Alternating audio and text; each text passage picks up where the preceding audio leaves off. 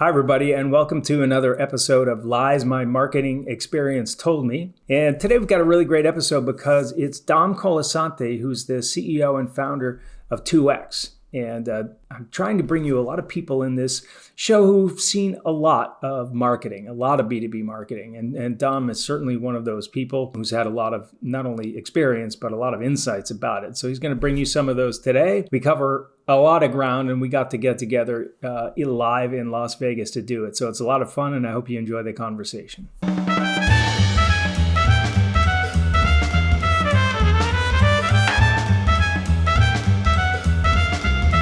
All right. So we are at Six Senses Breakthrough event and doing a live Lies My Marketing Experience Told Me episode, which I haven't done before. And I'm here with Dom Colasante from 2X. And this is going to be fun because I think you've probably seen as much of marketing, good, bad, and indifferent as just about anybody.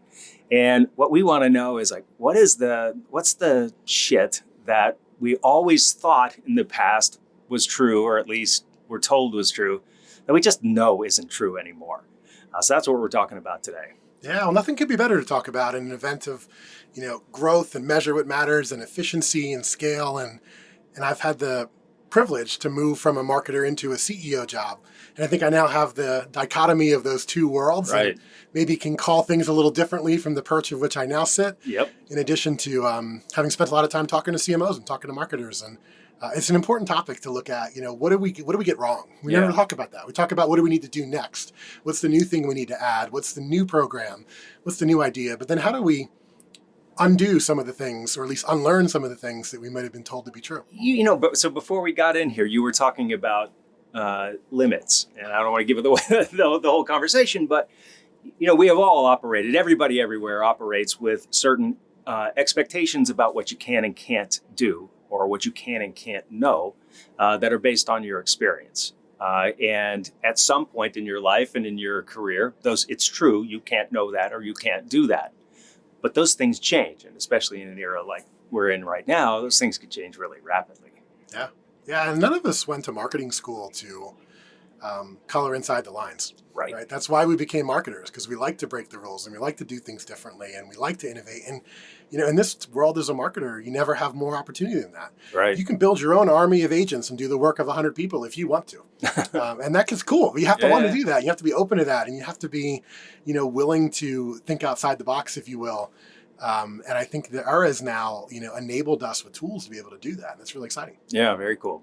So what do we got? What's a lie? You can have more than one, by the way, because there are countless numbers. Yeah, I'm going to tell you a quick story of my first marketing job.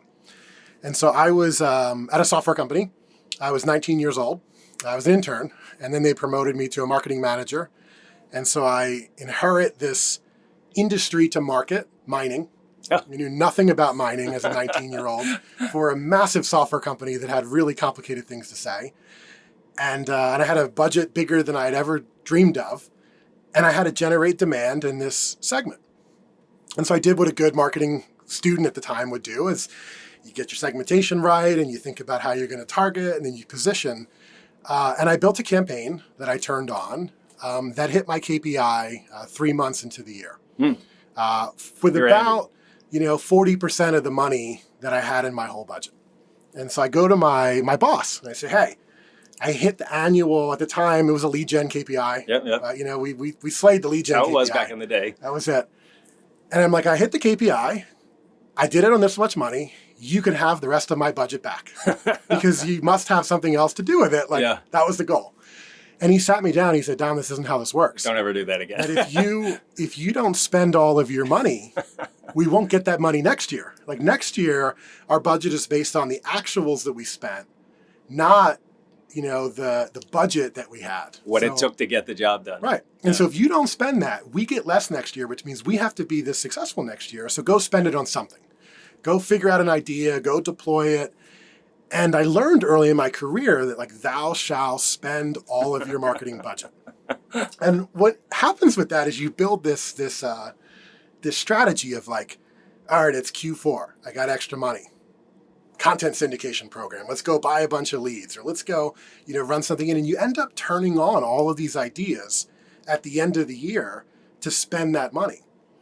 And what I found was, well, those tend to be your less performing ideas. Those tend to be the less converting. Those tend to wash out all those efficiency gains you had all year. Yeah. Those tend to be things that, frankly, the business probably doesn't need you to do. Right. But you're trying to play this game of like, how do I keep my budget for next year? And I only learned that lesson when I became a CEO. And I started to see how money was actually spent and how businesses actually run and how, at the end of the year, while the marketer might be trying to spend all of their money, you probably might have been a little bit off plan in some areas. The CFO is trying to gobble up a bunch of ways to make the books balance and make the target hit. And those behaviors tend to be very counter to what a business needs in the profitable growth world. 100%. Yeah. I was kind of talking about that a little bit here because I think what we've seen this year where people's budgets are under threat all the time is, the big story is that budgets or buying processes get slowed down. The real story is, no, they get canceled a lot, but the ones that don't get canceled move a lot faster. And maybe they didn't get canceled because they move faster. Like I got budget, let's go spend it. Now, whether that was a great approach to that in the circumstance, if you would you do that with your own money and your own budget? Right. Probably not. Yeah. We think, I may get laid off this year, so let's make sure to spend everything I make right now. Exactly right. That's not quite how you would do it. Yeah, and as you're thinking about the quality of your idea as a marketer, I think the highest quality ideas you have are the ones that you planned. Right. That you did your research, you thought about the message, you thought about the audience, you built the right campaign, you executed it well. That's going to be your best performing stuff. And so hold yourself to that standard of like, I'm only going to do great marketing. I'm only going to put great creative in market. I'm only going to target really well. I'm not just going to spray everything out there. That is what creates staying power for a marketer, right? And that's what creates a great relationship with the CFO. And now that I've sort of learned this from the other side, there's the marketer who says, I must spend it all by the end of the year. So then they kind of game the system and then have, a bigger budget for next year than they would otherwise need. And then there's the marketer that shows up in Q4 and says, I hit the number. I'm sure the business could use some efficiency.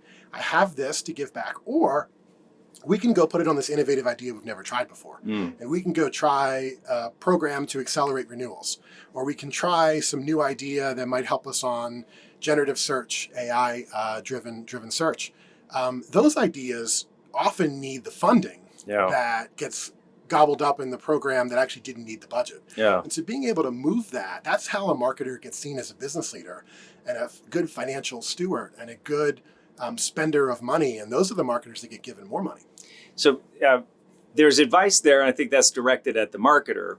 But I think there's advice there for the CE and CFO, right? Because I think the reason the marketer doesn't do that today is because they're afraid of what the CFO and CEO are going to say in that moment. Yeah, I have conversations with my CFO about this, and we talk about the culture that we want to convey in our organization. Right. And one of the things we just talked about was the CFO should empower the organization to feel like if you're working on something and you think it's inefficient and you cut it, the CFO is not going to take that budget away from you. Because what I think a lot of times is people keep spending money or keep running a program, even if they know it's delivering lower than they expect, because if they turn it off, they get nothing. Yeah. They might hold on to a person who might be underperforming or a campaign that's underperforming or an event that isn't great because it's better than nothing. Yeah. And I think CEOs and CFOs have to create a dynamic where you can move your budget around. You can trade things for other things. And if you're doing it in service of efficiency, then it should be hands off from the business because they want you to be taking risks and experimenting and like quick to turn it on and quick to turn it off. Right. Having both of those things. And I think it's up to the CFOs and CEOs to create a culture of that. So the marketer feels like they can try things and it's okay to fail as long as they're the one that catches the failure and they fix it before the CFO noticed. Being able to go and say, hey, you know what, I had this idea, this is what we were working on, it was not a good idea, or I don't think it's the best idea we could be pursuing now and do something else instead. Yeah, it seems like it's pretty rare. Yeah. Probably doesn't happen that often. And as a CEO, if I looked at, and I have one of the best CMOs in the industry and I'm privileged to have her on my team, Lisa Cole, And I would say this to her if she was here. If she came to me and said, here's all the things I did this year, and all of them worked exactly like I intended, I wouldn't be like, I'd be happy with that. Yeah. But I wouldn't be over the moon, because unless a couple things fail, you're not innovating enough. Right. And you have to be able to see, like, I tried that one. That one didn't work. Right. Like, okay, great. That's fine. Yeah. What did we learn? What are we going to do differently? And in this world we're in, the pace of change with AI, the virtual versus physical events, the community focus, the digital community impact on search, the only ways we're going to learn those things is if we're trying, if we're in market, if we're experimenting. And it's okay to show a little bit of learning on the journey, but spend the money learning something. Don't spend it on an inefficient thing that you already had work that probably worked to the magnitude that you planned it to work, and it might not work anymore if you throw more money at it. What about the idea of setting aside specific parts of budgets for experiment? Yeah, I think that's right. The percentage, 5%, 10%, I think you need some innovation budget. I think this comes in a lot with AI tooling. And I think a lot of companies make it really hard to go through a procurement process. And like in our world, like we tell our employees this, even outside of just marketing, if you want to go and try an AI tool out or register for an individual license and tinker around with it, like there's an amount of budget where you don't need to ask. It costs you, the approval process costs more than what you would have spent. Yeah. So please just spend it, try it, learn it, and then share what you learned. And it's discouraging. I think we've all had that experience where you think, okay, I got to go explain what I want to do. And they're probably not going to like it, and they're not going to let me do it, so I'm not going to even ask. Right. And then that makes you dream smaller. Right. And that just is the worst thing for a marketing organization. You want to encourage this unbounded dreaming. Again, that's why we became marketers, because we wanted to come up with new ideas. How do we get, so, a lot of the stuff that I do in research is about kind of breaking people's connection to the stories we've told ourselves about what works and what doesn't. And they are just stories about what works and what doesn't, because the data doesn't support most of what we've been doing.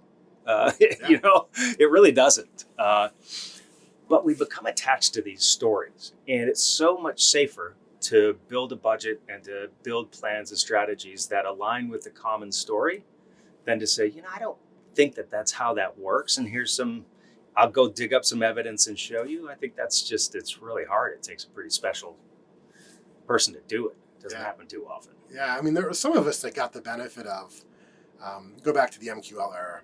If you learned how to do that math, you could run that playbook for a good 10 to 15 years, and you knew if I did this, I was going to be successful, I was going to hit the number, and everybody was going to be happy, and marketing was going to celebrate, and sales was going to be upset, and it didn't matter. Yeah. And the problem is that doesn't work anymore. And so if you allow yourself to follow in the playbook of old wisdom that's not true, if you're honest with yourself, it's not going to work. Yeah. And the job is, I don't believe, of a marketer is to get through the next quarter. The job is to make the business successful.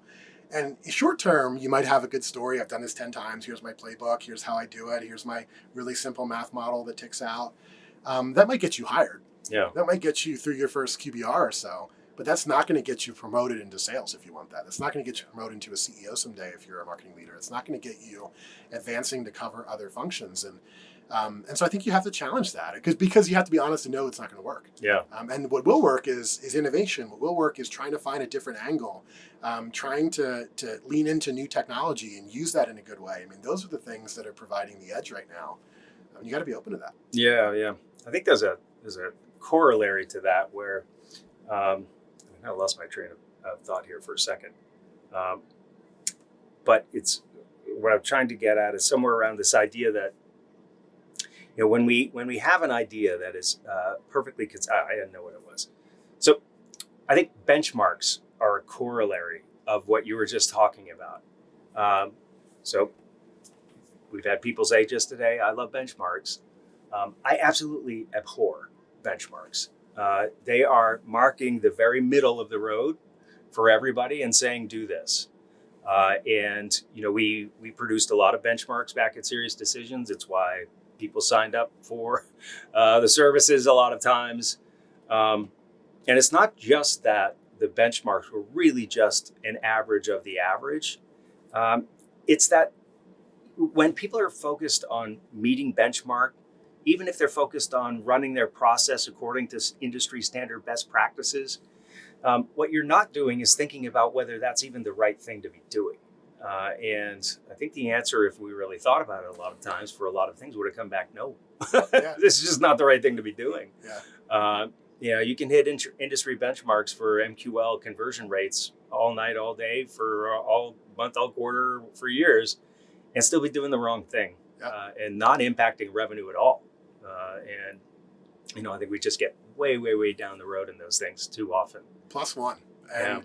And I think something that Latney said yesterday was, I thought, really helpful. I agree with you. I think benchmarks compare you to an average. By the way, who wants to be average? Yeah. Like who wants to go to the meeting and say, I just want to be average. I just don't want to get fired, is what that says. Yeah. But it's comparing you to companies that look nothing like you, that have totally different ICPs, different marketing motions, different maturities, different tech stacks, different sales teams, different levels of sophistication. Totally agree. It's bad math, and it will talk you into a strategy that won't be appropriate. Yeah. What I do like, and what Latney said yesterday, is you compare yourself to the past. Right. You are your best benchmark. What you did last year in the same conditions as what you're going to do this year shows, how do you improve? How do you get growing? 1% better every day? How do you get, or every quarter? How do you get better at converting, better at delivering, better at efficiency against what your unique world looks like? And I think that's something that you should measure and control. And ultimately, I think where you should judge success. Yeah. Are we better than we were? And if that's not good enough, then there's an unrealistic expectation, I think. Yeah, agreed. That was great. Do you have another lie that you want to talk about, or do you want to? That was the main one. I mean, I can think of another one if we want to fill some. Or do you want to talk about this limits idea, less idea? Yeah, maybe that's a lie. Maybe that's okay, a lie. Yeah. That lie that I think we've all told. We as marketers feel like we never have enough. Never have enough budget. Never have enough time. Never have enough people. Never have enough credibility with sales. Never have enough permission from the business to innovate. We live in a world of limits. Yeah. And we make all our decisions based on those limits. We don't dream up a big idea because then we have to do it. We don't imagine. And it might fail. Yeah. Or I have to sign up for that now. Yeah, I have to figure out how to fund that without budget I don't have, or people that are too busy. And I think the lie could be that's okay. Right. That limits are normal. They're not. I think in the era that we're in, with AI, with global service delivery, with power and technology like we've seen today, to be able to build workflows and orchestrate things, we can be limitless. Right. If we want to. We certainly move them. I mean, I don't know if I'll say sign up for limitless everywhere, but I think you absolutely can move where those limits are. And I think, and I had this process I wrote up a long time ago that was about, how do you examine the questions that you think are core to your business, like on a regular basis, year in, year out, so that you're understanding whether the answer you have to that question or that limit that you think applies to this situation really does anymore. Okay. And in normal times, maybe every year, most of those things don't change. But right now, it seems like a lot of them could be changing in the course of a couple of weeks. You know? Yeah, you got to question that boundary and re-ask it in the same conditions. Like, maybe the data was so messy that I could not have gotten that intelligence. Right. But now, messy data is fine for an agent to go pick through and pick out trends and signals and tell you something you didn't know, and maybe that's good enough to be able to give you intelligence on how to target a different way or ideas on a campaign you didn't have. And so, I think the challenging what you knew before to be true, right, and the way that you operated, you were in an entirely different operating model and different set of rules than we have now. And if you think that way, if you and maybe, I think the best application of limitless is in your thinking. Mm-hmm. And like none of us went to marketing school to test emails. None of us became marketers because we really wanted to build 3 versions of creative for ads. Like that's not what we went to marketing schools. We would come up with ideas that were like unbounded and big and expansive. And I think you have to do that as a marketer, and you have to work that muscle, and you have to, as a leader, give your people permission to do that.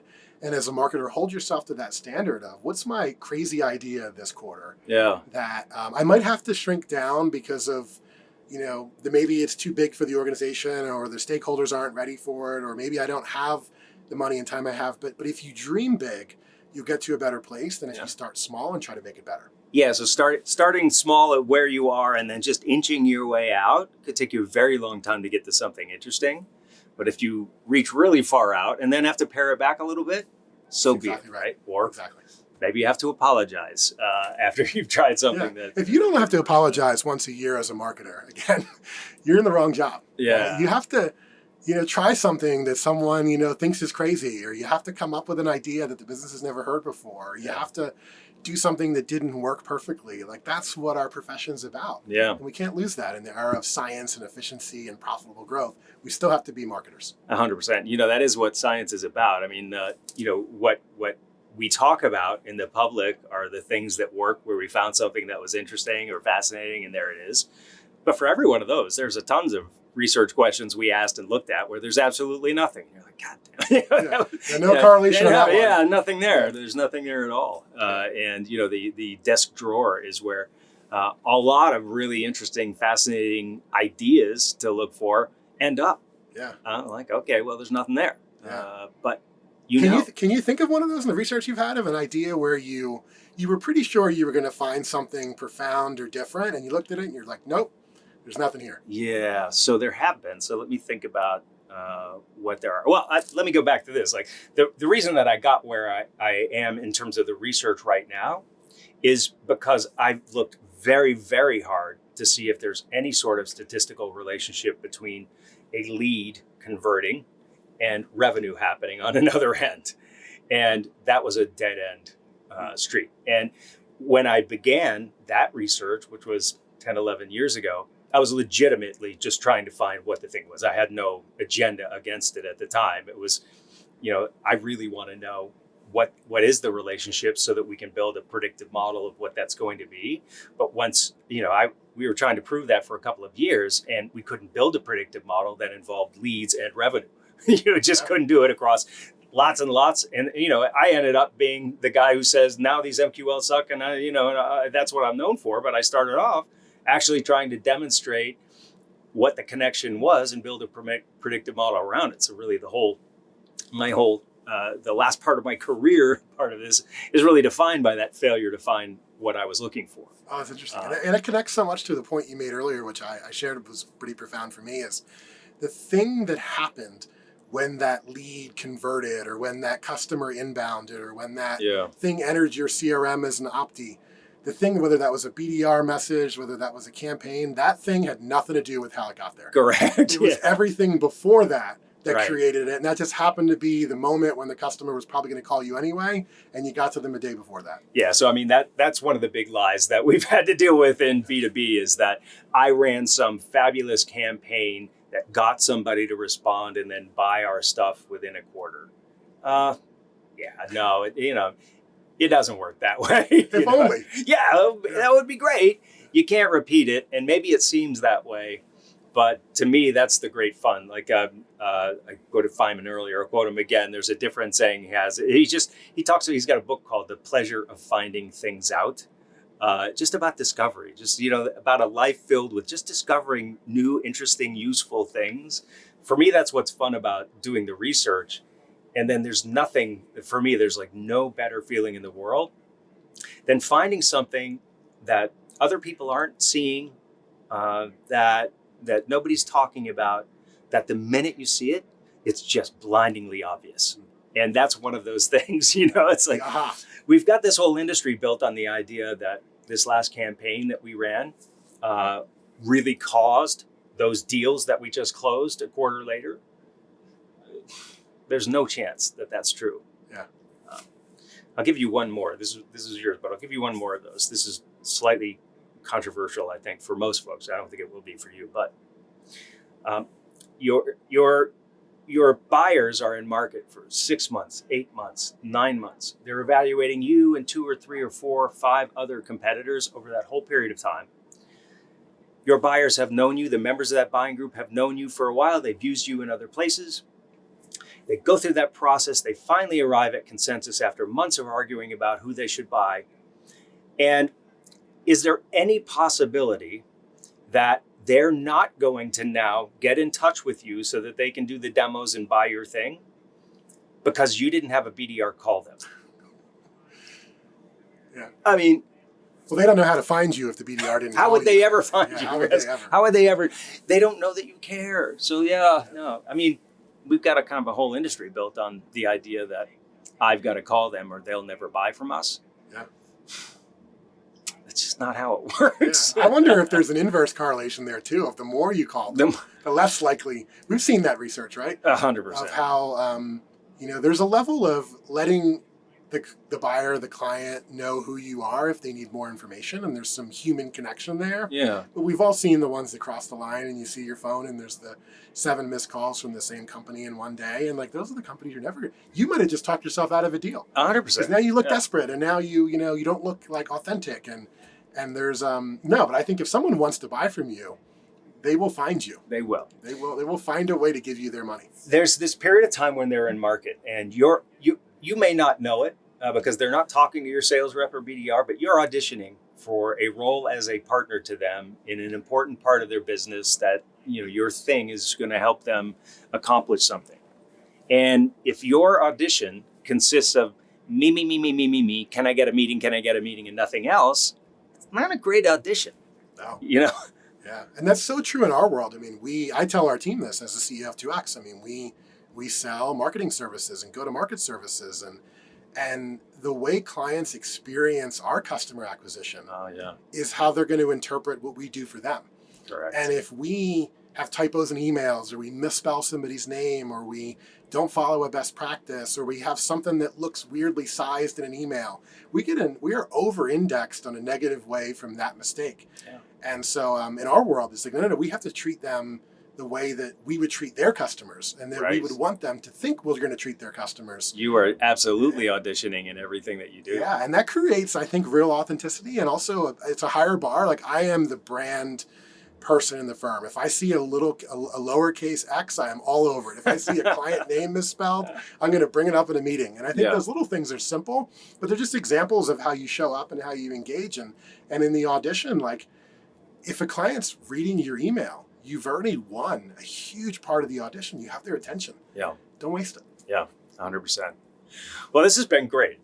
We've got a great lie and a bunch of other really cool stuff that I think our audience is really going to appreciate. It's always fun talking to you. I love the work that you're doing. Same. I love reading the insights and being a part of the community of thought leadership that you're bringing to marketers. Thanks. Appreciate it.